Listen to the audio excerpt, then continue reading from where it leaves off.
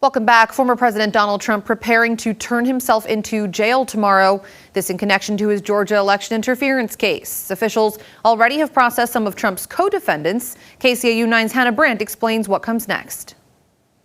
Former U.S. Attorney Rudy Giuliani is now defiantly fighting from the other side of the justice system as an accused criminal. I'm fighting for justice. I have been from the first moment. I represented Donald Trump, an innocent man who has now been proven innocent several times. Giuliani surrendered at the Fulton County Jail on Wednesday. He's one of former President Trump's 18 co-defendants in a case where prosecutors allege they tried to overturn the results of Georgia's 2020 presidential election. They're dishonest, they're crooked, they want to destroy the Constitution of the United States, and they're doing it. Former Trump attorney John Eastman also surrendered this week. My legal team and I will vigorously contest every count of the indictment in which I have been named. As the former president deals with his legal troubles, his rivals are preparing for the Republican presidential debate tonight. You know what I think leadership is? Actually showing up to the debate.